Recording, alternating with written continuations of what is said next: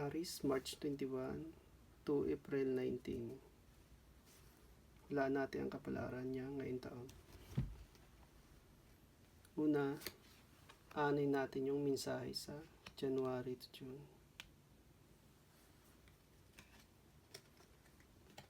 January, February, March, April, May, at June. Sunod naman yung susunod natin mensahe sa July hanggang December. July, August, September, October, November, at December.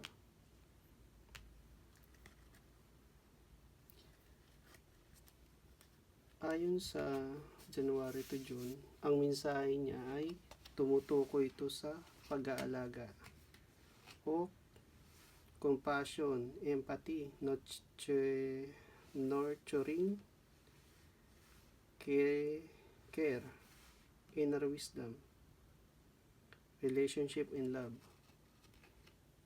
Saan kaya to?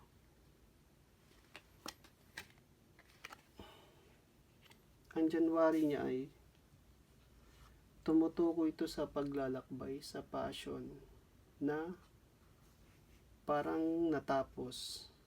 May natapos ngayong January, ang mga Aries. May matatapos.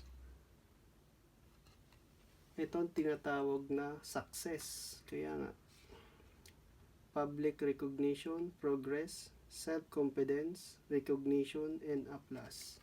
May makukuha siya ngayon, January na tagumpay. Yun ang tumutukoy sa January na mga Aries.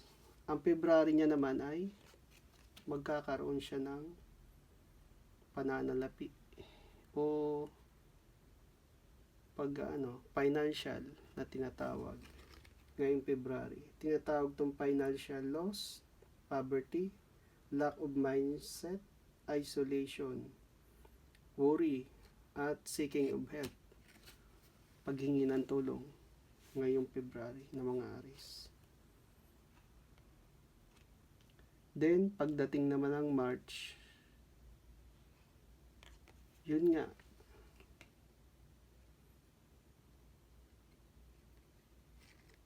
tinatawag tong vision, progress, expansion, foresight, overseas, opportunity, optimism. Parang sumisimbolo ito sa paglalakbay o pagta-travel na lalakbayin ng mga Aries ngayong March. Itong hawak niya ay sumisimbolo sa kanyang passion niya, paglalakbay. Isang tao na nakatayo sa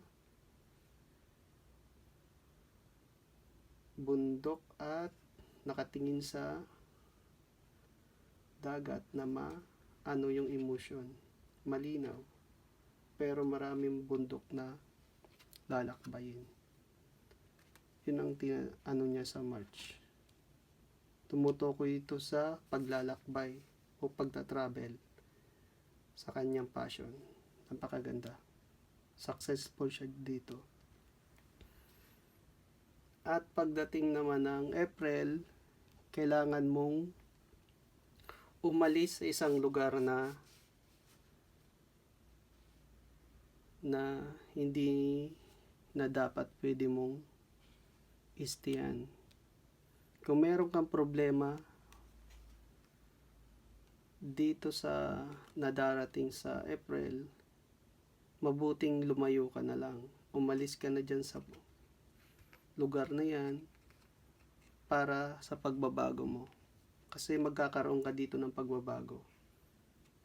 Tinatawag itong sudden change, upheaval, chaos, revelation, awakening, at freedom. Yun nga. Kailangan mo din ng kalayaan. Magkakaroon ka dito ng pagbabago sa April. Kaya nga, pagdating naman ng May, magkakaroon ka dito ng successful o tinatawag tong contentment satisfaction, gratitude, o mga katuparan na matutupad. Self-indulgence. Ito yung isang hakbang na lang patungo sa pangarap nyo na matutupad ngayong May sa mga Aries dyan. Then, pagdating naman ng June, magkakaroon ka ng negative thought o kailangan mo ulit ng tulong o minsan nakukulong ka sa madilim na mga pagdedesisyon sa buhay na hindi mo kayang sagutin. Magkakaroon ka ng negative thought nga.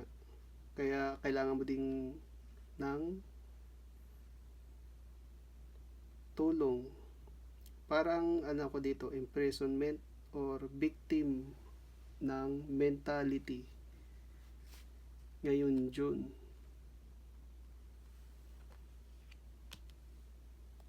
At yun nga ang sinasabi sa'yo sa baraha mo ngayong January to June. Itong mensahe ito, tumutukoy ito sa successful mo sa May.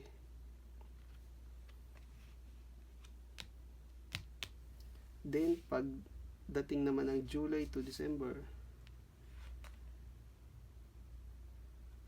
itong barato, tumutukoy ito sa iyong authority, wealth, successful, success, practicality, stability, security, authority, and leadership. Ngayong July to December. Ang July mo naman ay tumutukoy sa paglalakbay. Paglalakbay o sa hamon ng iyong creativity, romance, charm, beauty, imagination, at seeking balance. Yun ang tinutukoy dito sa July mo. At pagdating naman ng August mo, ito yung paglalakbay mo nga sa July papuntang August na may pagsisimula. Tinatawag tong emotional new beginning o pure love, passion, compassion, spiritual, or healing. Then, pagdating mo ng September, napakaganda mangyayari sa'yo. Kasi tinatawag tong Empress o pagpapalago.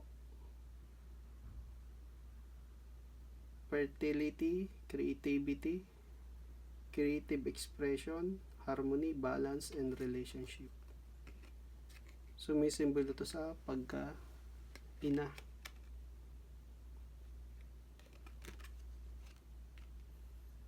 Then,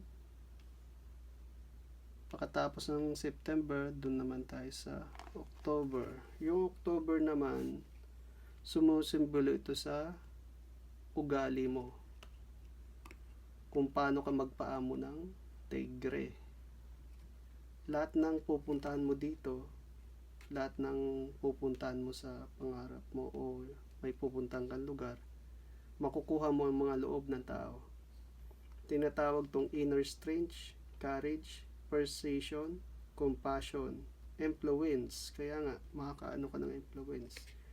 Or gentleness. Then, pagdating mo ng November, meron kang papasinin para sa huling yugto ng buhay mo. Huling passion sa pangarap mo. Ito tinatawag na burden, extra responsibility, hard work, competition, exhaustion, burden. Yun nga. Malapit ka na sa